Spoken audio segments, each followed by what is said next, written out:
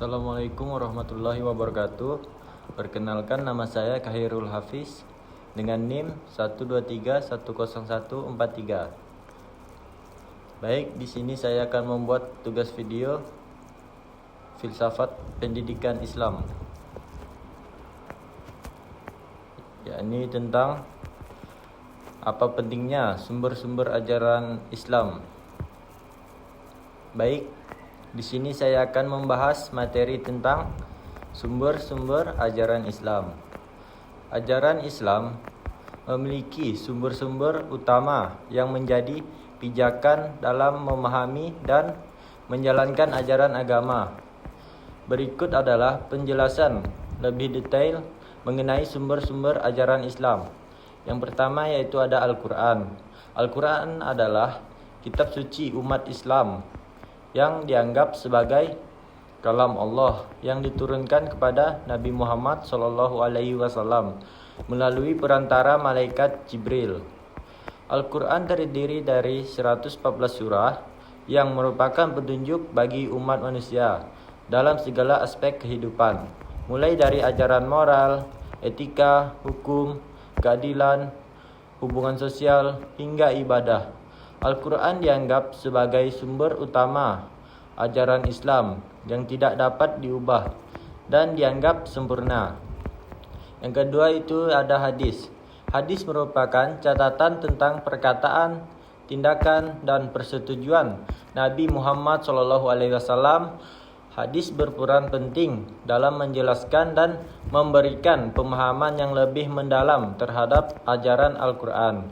Hadis juga memberikan contoh konkret tentang bagaimana Nabi Muhammad SAW menjalani kehidupan sehari-hari dan menerapkan ajaran Islam dalam praktiknya. Hadis dikumpulkan dari para sahabat Nabi dan dijaga keasliannya melalui ilmu hadis. Yang ketiga ada ijma'. Ijma' adalah konsensus umat Islam yang terjadi dalam menetapkan hukum agama. Ijma' terjadi ketika para ulama dan cendekiawan agama Islam sepakat atas suatu hukum atau pendapat dalam agama Islam. Ijma' dianggap sebagai sumber hukum Islam yang penting karena mencerminkan kesepakatan umat Islam secara luas. Yang keempat ada kias. Kias adalah metode analogi untuk menetapkan hukum Islam berdasarkan prinsip-prinsip yang terdapat dalam Al-Quran dan hadis. Kias digunakan ketika tidak terdapat ketentuan langsung dalam Al-Quran atau hadis untuk suatu masalah tertentu. Dengan menggunakan analogi, hukum baru dapat ditetapkan berdasarkan prinsip-prinsip yang sudah ada. Adapun materi sumber-sumber ajaran Islam memiliki kepentingan yang sangat besar bagi calon seorang pendidik, terutama bagi mereka yang akan mengajar di lingkungan pendidikan Islam. Berikut adalah beberapa alasan mengapa pemahaman yang baik tentang sumber-sumber ajaran Islam penting bagi seorang pendidik. Yang pertama, yakni mengajarkan nilai-nilai moral dan etika. Seorang pendidik yang memahami Al-Quran dan hadis dapat mengajarkan nilai-nilai moral dan etika Islam kepada siswa secara lebih efektif. Dengan pemahaman yang mendalam tentang ajaran agama, pendidik dapat membimbing siswa dalam memahami konsep-konsep moral seperti kejujuran, keadilan, kasih sayang, dan kesabaran. Ini membantu membentuk karakter yang baik dan menjadikan siswa sebagai individu yang bertanggung jawab dan berakhlak mulia. Yang kedua ada membimbing dalam aspek keagamaan.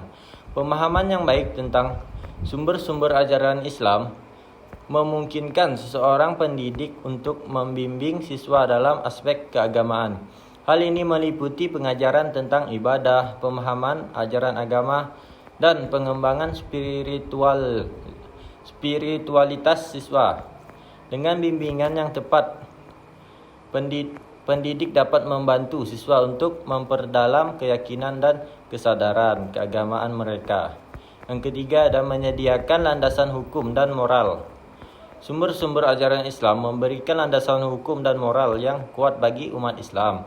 Seorang pendidik yang memahami hal ini dapat memberikan pemahaman yang benar tentang hukum-hukum Islam kepada siswa. Dengan demikian, pendidik dapat membantu siswa untuk hidup sesuai dengan nilai-nilai agama dan menjalani kehidupan yang sesuai dengan ajaran Islam. Yang keempat ada mengembangkan pemahaman yang mendalam.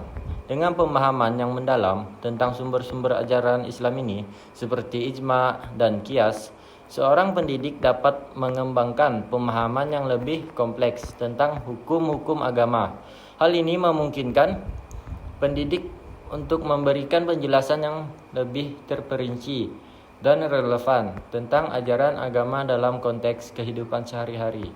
Ini juga membantu siswa untuk memahami relevansi ajaran Islam dalam berbagai situasi kehidupan. Yang kelima ada memberikan contoh teladan. Seorang pendidik yang memiliki pemahaman yang baik tentang sumber-sumber ajaran Islam dapat menjadi teladan bagi siswa dengan menjalani kehidupan sesuai dengan ajaran agama dan menunjukkan sikap yang baik. Pendidik dapat menginspirasi siswa untuk mengikuti jejaknya dengan memberikan contoh yang positif. Pendidik dapat membantu siswa untuk mengembangkan sikap dan perilaku yang sesuai dengan ajaran Islam.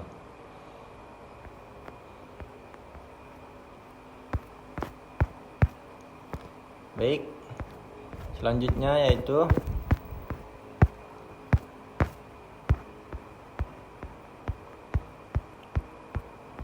secara keseluruhan, saya memandang sumber-sumber ajaran agama Islam ini sebagai fondasi yang sangat penting dan mendasar dalam kehidupan saya sebagai seorang Muslim.